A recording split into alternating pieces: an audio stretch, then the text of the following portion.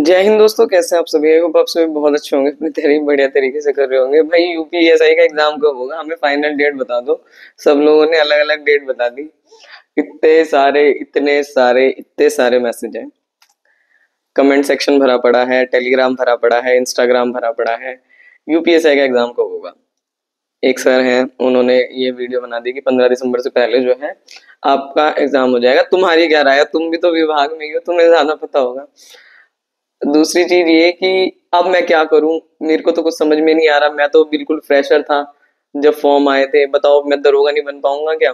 मतलब UP police sub inspector से लेके और मैं यूपी पुलिस होमगार्ड के फॉर्म भरने की सोच रहा हूँ अब, जो प्रेजेंट में निकले हुए हैं।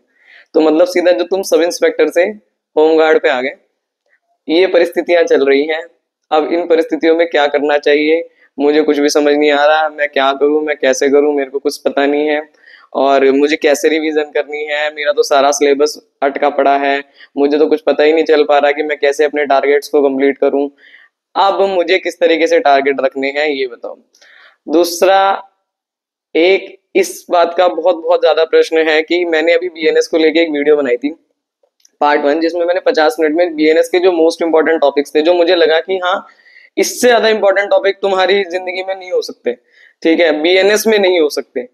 जिसमें मैंने महिला संबंधित सारे अपराध कवर अप कर लिए थे, जितने मारपीट वाले अपराध होते हैं जो प्रैक्टिकली तुम्हारे लिए इंपॉर्टेंट है, और साथ साथ जिनके आने के बहुत बहुत ज्यादा चांसेस है, ठीक है। क्योंकि इस बार ज्यादा चांसेस आईपीसी वर्सेस बीएनएस, मतलब जो बीएनएस आई है आपकी, तो आईपीसी वर्सेस बीएनएस मैंने दोनों करा दिया कि आईपीसी में क्या क्या चीजें नहीं थी, इसमें क्या क्या चीजें हैं। टॉप 10 चेंजेस मैंने स्टार्टिंग में बताए। दूसरी चीज, मैंने जो मोस्ट इंपॉर्टेंट चीजें थी बीएनएस की, ये रखी हुई है मेरे पास, वो सारी की सारी बता दी। तो मैंने अब इसका पार्ट 2 तैयार कर लिया है। आप लोग चैनल को प्लीज सब्सक्राइब कर लेना, फिर ढूंढते फिरोगे तुम्हें मिलेगा नहीं। फिर तुम ये कहोगे अरे मुझे तो उस समय पे मिल जाता तो पता नहीं क्या हो जाता। और सबसे ज्यादा बुरा तब लगता है जब मेरे पास कोई चीज लिखी रखी हो, या मैंने वो चीज देख ली हो और उसका रिवीजन ना करा हो और उसी से प्रश्न आ जाए, तो फिर ऐसा लगता है कि मैं कहाँ जाके मरूं। ये 2 क्वेश्चन तो मैं सही करके आ सकता था और ये 2 क्वेश्चन गलत हो गए, ठीक है। तो ऐसा आप लोगों के साथ ना हो, इसलिए बहुत जल्दी ही पार्ट 2 आएगा। साथ ही साथ ये स्टार्टिंग में मैं बता रही हूँ, साथ ही साथ जो आर्टिकल्स हैं, पॉलिटी के मोस्ट इंपॉर्टेंट आर्टिकल्स, ये लगभग 3 पन्ने हैं। अगर किसी ने बिल्कुल पॉलिटी नहीं करी हुई है, बिल्कुल ऐसा है कि करी हुई है पर रिवीजन नहीं करी हुई है, तो इससे आपकी रिवीजन हो जाएगी। ये लगभग 30 से 40 मिनट में मैं कवर अप करा दूंगी आपको। ये मोस्ट इंपॉर्टेंट आर्टिकल्स हैं। अगर कोई बच्चा यूपीएसआई की तैयारी कर रहा है, दिल्ली पुलिस कांस्टेबल की तैयारी कर रहा है, या किसी भी एग्जाम की तैयारी कर रहा है, कम से कम उनको इतने आर्टिकल्स तो जरूर याद होने चाहिए। ये मैंने लिख लिया तुम लोगों के लिए। कम से कम इतने आर्टिकल्स तो याद होने चाहिए। ये मोस्ट इंपॉर्टेंट आर्टिकल है, इससे बाहर एक भी आर्टिकल नहीं जाएगा। अगर आर्टिकल से क्वेश्चन आता है, अगर ये हुआ कि आर्टिकल से ही क्वेश्चन आता है, तुमसे पूछ लिया कि 19E क्या है, तुमसे पूछ लिया 16F क्या है, आर्टिकल 16F तुमसे पूछ लिया, या फिर तुमसे पूछ लिया आर्टिकल 15E क्या है, 15C क्या है, तो तुम क्वेश्चन नहीं छोड़ के आओगे। 100% बात है, बिल्कुल 100% गारंटी है, क्वेश्चन नहीं छोड़ के आओगे। मोस्ट इंपॉर्टेंट आर्टिकल्स हैं, इनको चाहो तो तुम प्रिंट निकलवा लेना, चाहे तुम खुद से नोट्स बना लेना, प्रिंट ही निकलवा लेना। जितने भी क्वेश्चंस है, मतलब इतनी तो पढ़ने लायक राइटिंग है वैसे। पीडीएफ में आप लोगों को इसकी प्रोवाइड कर दूंगी, तो इससे आपके जो मोस्ट इंपॉर्टेंट पॉलिटी के आर्टिकल है ये कवर अप हो जाएंगे। अब मुद्दे पे आओ कि एग्जाम कब तक होगा, है ना। यही तो तुम सुनना चाह रहे हो कि एग्जाम कब तक होगा।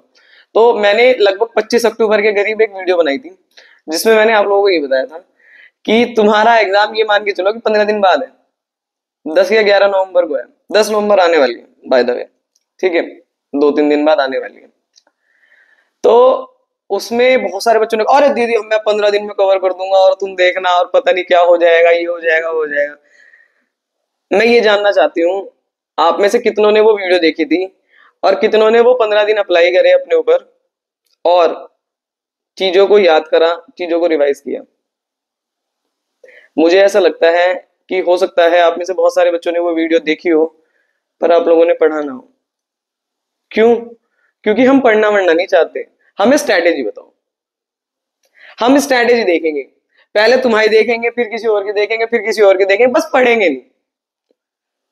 ये बात हम भी बहुत अच्छे से जानते हैं कि जितने बच्चे स्ट्रैटेजी वाली वीडियो देखते हैं ना, पढ़ने वाली वीडियो वो नहीं देखेंगे। क्यों? क्योंकि उन्हें पढ़ना ही नहीं है, उन्हें बस स्ट्रैटेजी जाननी है। उन्हें बस ये जानना है कि पेपर क्लियर कैसे होता है। पर पेपर क्लियर करने के लिए जो मेन चीज है मेहनत, वो उन्हें नहीं करनी। उन्हें चाहिए शॉर्टकट, उन्हें चाहिए चूरन। कोई चूरन दे दे, गोली दे दे, कोई गोली। मैं कल भी एक शादी में गई थी।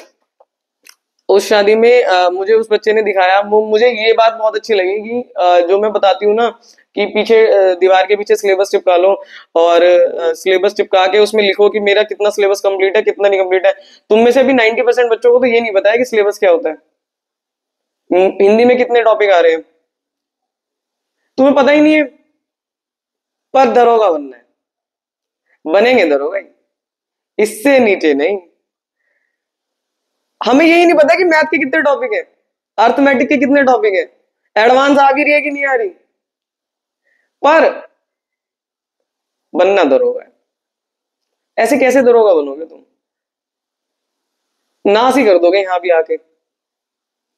हाँ, जिस बच्चे को ये नहीं मालूम कि उसका सिलेबस क्या है, उसने क्या कर रखा है क्या नहीं कर रखा, मैंने तुम्हें हमेशा से एक बात समझाई है कि पीछे दीवार दीवार भांड दो अपनी। ठीक है, अब तो मैंने बैकग्राउंड चेंज कर लिया। पहले जो बैकग्राउंड था मैं उसमें ऐसे बता देती, इधर चिपका लो इधर चिपका लो, ऐसे कर करके ऐसे तो बताया था। तो मुझे बहुत अच्छा लगा उस बच्चे ने चिपकाया, मतलब मेरे को इस बात, वो कह रहा है कि जब से मतलब मैंने फॉलो की है कुछ कुछ चीजें तो मुझे फायदा मिला, मुझे बहुत अच्छा लगा, मेरे को लिटरली मेरे को बहुत अच्छा लगा कि चलो किसी के जीवन में तो कुछ सुधार आया मेरे कोई इतने से सजेशन की वजह से। अभी भी कितने लोग हैं जिन्होंने अपनी दीवारें नहीं भांडी हुई हैं, ये लाइब्रेरी के जो दीवारें हैं उसमें नहीं वो चिपकाया हुआ है कि हाँ मेरा ये सिलेबस है और इतना इतना कवर है। जिस दिन तुमने ये कर लिया ना, तुम्हारा आधा काम तो उसी दिन हो गया। पेपर कभी भी स्ट्रेटेजी से क्लियर नहीं होता है, पेपर यहां से क्लैरिटी से क्लियर होता है। जब तुम्हारी यहाँ पे क्लैरिटी होगी ना, मेरी इतनी चीजें कवर है और मुझे इतनी चीजें करनी है, तुम्हारी बिल्कुल, मुझे शब्दों का प्रयोग नहीं करना चाहिए पर भसड़ मची पड़ी है। ठीक है, भसड़ हो रही है बिल्कुल। और इसमें ये कभी मन करा हिंदी उठा ली, मन करा मैथ उठा ली, मन करा रीजनिंग उठा ली, आज टेस्ट ही नहीं दे रहा, कल टेस्ट दे दूंगा, कुछ पता ही नहीं है, कोई डिसिप्लिन ही नहीं है, कुछ कोई टारगेट ही नहीं है दिन का। भाई ऐसे तुम्हारा कैसे पेपर होगा, ऐसे कैसे क्लियर करोगे। मैंने तो तुम्हें 25 तारीख को ये बता दिया कि तुम्हारा 15 दिन बाद पेपर है, 10 तारीख को पेपर है, 10 नवंबर को, तुमने मेरी बात तो नहीं सुनी। अब रही बात 15 दिसंबर से पहले एग्जाम होने की, क्योंकि अभी एक सर है उन्होंने बनाई वीडियो की 15 दिसंबर से पहले एग्जाम हो सकता है। देखो मेरी बात सुनो, बिल्कुल हो सकता है, तुम हल्के में मत लेना बिल्कुल भी, करवा देंगे तो तुम कुछ नहीं कर पाओगे, बिल्कुल हो सकता है। और अगर ऐसे ही बात हुई कि 15 दिसंबर से पहले एग्जाम होना होगा तो लगभग लगभग, क्योंकि भर्ती बोर्ड ने ये बोला हुआ है कि 4 हफ्ते पहले हम आपको बताएंगे, मतलब लगभग 1 महीने पहले, 27-28 दिन पहले आपको बताएंगे। तो इसका मतलब ये है कि अगर 15 दिसंबर से पहले एग्जाम होना है तो लगभग लगभग 20 तारीख तक, 20 नवंबर तक आप लोगों को पता चल जाएगा कि आपका एग्जाम कब कब होने वाला है। ठीक है, अब बहुत सारे बच्चों के पेट में दर्द हो गया, मरोड़े से उठ रहे हैं कि अरे अब क्या करूं मैंने तो ये नहीं पढ़ा, वो नहीं पढ़ा, ये नहीं पढ़ा, वो नहीं पढ़ा। मेरी बात सुनो बहुत ध्यान से, अगर तुमने अब तक मूल विधि नहीं करी है मत करो, अब मत करो। जो तुमने मोस्ट मोस्ट इंपॉर्टेंट चीजें कर ली है वो कर लो। मैंने कुछ मोस्ट इंपॉर्टेंट चीजों की वो बनाई है, देखोगे तो तुम हो नहीं, हालांकि इन चीजों में एफर्ट ज्यादा लगते हैं। देखो मैं नोट्स बना रही हूँ, जैसे मैं किसके लिए नोट्स बना रही हूँ, ये बताओ, मैंने पतला पतला लिखा हुआ है, मैं किसके लिए बना रही हूँ। मैं ये सोच रही हूँ कि तुम्हारे किसी काम आ जाएंगे। अगर मैंने ये जो चीजें हैं ये 3 पन्नों में निकाल दी ना, अगर मैंने ये चीजें 3 पन्नों में लिख दी हैं तो मैंने कम से कम इसे 100 बार पहले पढ़ा होगा। अगर ये जो बीएनएस आईपीसी के जो टॉपिक है ये मैंने तुम्हें 50 मिनट में कवर करके दे दिए, जो लोग 5 घंटे में भी कवर नहीं कर पा रहे हैं, तो इसका मतलब मैंने भी कुछ कुछ टाइम दिया होगा, तो तुम्हें भी ये टाइम देना पड़ेगा ना भाई, तभी तो चीजें क्लियर होंगी। ना तुम्हें एमबी एक्ट याद है, ना तुम्हें आईटी एक्ट याद है, ना तुम्हें साइबर अधिनियम याद है, ना तुम्हें पॉक्सो अधिनियम याद है, ना तुम्हें दहेज वाला अधिनियम याद है। तुम जो मोस्ट इंपॉर्टेंट चीज है कम से कम वो तो कर लो। मुझे दरोगा बनना, मुझे दरोगा बनना है, मैं कैसे बनूं, चूरन चूरन हर बंदा चूरन चूरन की खोज में है। अभी तो कम हो रहा है, अभी देखना यूट्यूब पे अभी कुछ दिन बाद ऐसी वीडियो बनेगी, how to crack UPSI in 15 days. कैसे, बहुत तेजस्वी लोग हैं, कैसे कर दोगे, नहीं होएगा, सीरियसली नहीं होएगा।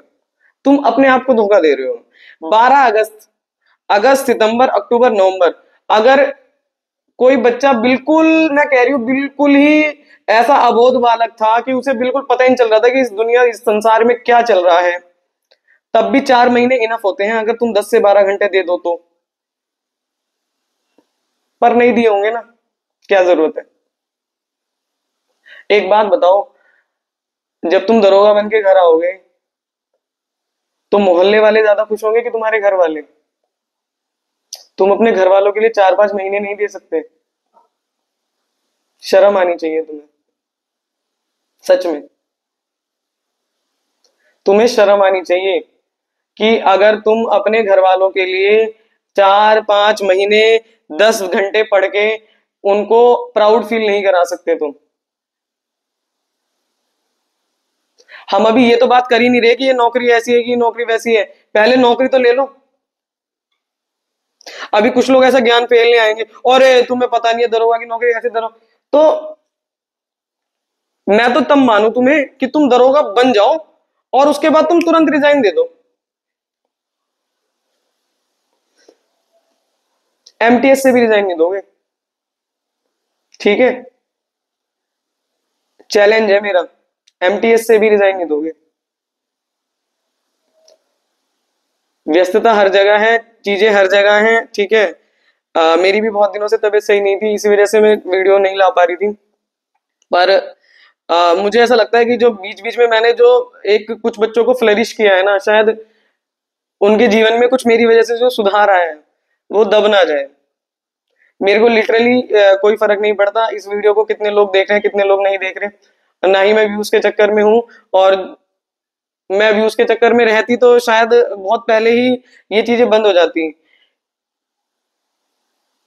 जो एक्चुअली में चेंजेस लाना चाहते हैं ना, वो उनको ये है कि बस हाँ ठीक है, इस किसी को फर्क पड़ जाए। जैसे कल मुझे वो बच्चा मिला, उसने मुझे दिखाया, फोन में दिखाया उसने मुझे कि दीदी मैंने ऐसे चिपकाया हुआ है आपके कहने से। मुझे लिटरली इतना अच्छा लगा कि चलो यार किसी का तो फर्क है। तुम में से भी बहुत सारे बच्चों ने नहीं चिपकाया होगा। तुम्हें यही नहीं पता कि सिलेबस क्या है। नहीं पता तो सिलेबस डाउनलोड कर लो टेलीग्राम से, अब तो कर लो। भगवान बार बार मौके नहीं देता, आपको ये मौका मिला है, आप इसको अच्छे से पढ़िए। अगर 15-20 तारीख तक एग्जाम होना होगा तो आप लोगों को, मतलब 15-20 दिसंबर से पहले एग्जाम होना होगा, तो आप लोगों को 15-20 नवंबर तक ऑलमोस्ट पता चल जाएगा। कोई खबर आ जाएगी, कोई ऑफिशियल नोटिस सर्कुलेट होने लगेगा, कुछ ना कुछ ऐसा पता चल जाएगा। पर ये मान के चलो कि हाँ हो जाएगा। देखो, दिसंबर में नहीं हुआ तो जनवरी में 100% है, क्योंकि फरवरी तक, मार्च तक आचार संहिता तुम्हारी लग जाएगी। तो बहुत ज्यादा टाइम तुम्हारे पास है नहीं। अब तुम्हें सबसे ज्यादा जो काम करना है वो करना है रिवीजन पे। अपने जो 3 सब्जेक्ट जो तुम्हारे मेन है, मैथ, रीजनिंग, हिंदी, 120 क्वेश्चन है, 120 में से आप लोगों को कम से कम 110 क्वेश्चन सही करने हैं। इसका टारगेट रख लो बस किसी तरीके से। मैं बहुत जल्द ही मैं बहुत जल्दी ही, मतलब ऐसा करूंगी कि मैथ्स के जो मोस्ट इंपॉर्टेंट टॉपिक है, रीजनिंग के जो मोस्ट इंपॉर्टेंट टॉपिक है, ये दोनों चीजें एक वीडियो में। उसके बाद जो हिंदी के मोस्ट इंपॉर्टेंट टॉपिक है, साहित्य में क्या क्या पार्ट करना है तुम्हें, और कितने चीजों को छोड़ना है, क्या क्या करना है। क्योंकि देखो अब आनंद फानंद में आधी चीजें पढ़ी जाएंगी, आधी चीजें छोड़ी जाएंगी। तो मैं उसके भी नोट्स बना रही हूँ। मैं किसके लिए बना रही हूँ? मैं तुम्हारे लिए बना रही हूँ, ठीक है? मुझे कोई फर्क नहीं पड़ता, मैं भी आऊंगी, मैं भी आगे की बात बता दूंगी, बच्चे तब भी देख लेंगे। पर मैं फिर भी चाहती हूँ कि तुम्हारा कुछ हो जाए। तो थोड़ा सा कदर करो मेहनत की, आ रही बात समझ में? और अपनी भी कदर करो।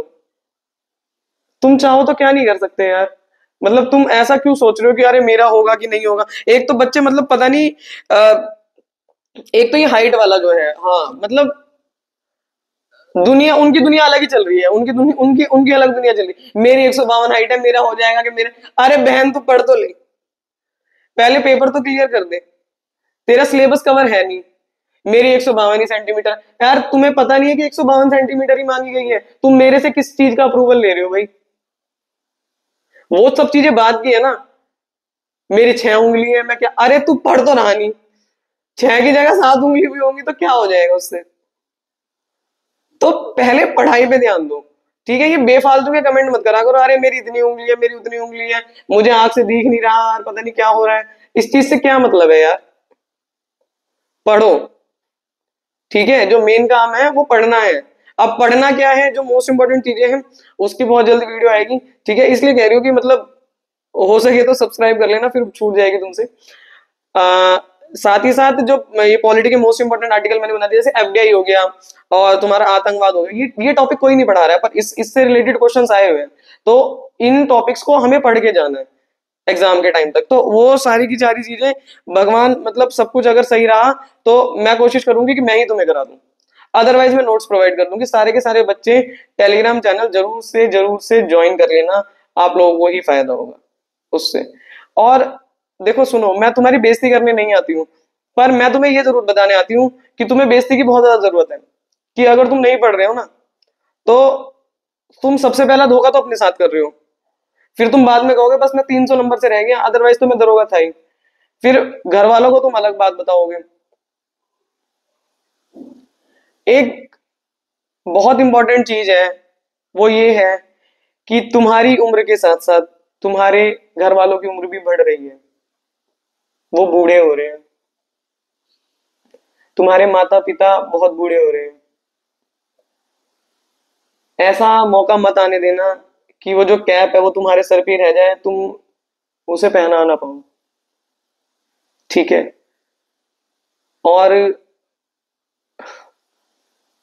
ये कहते हुए मुझे भी थोड़ा सा वो होता है कि आप चलो ठीक है, ये जीवन मरण परन, जन्म मरण परन जो है वो परमात्मा के हाथ में होता है, पर इसका मतलब ये नहीं है कि हम मेहनत ना करें।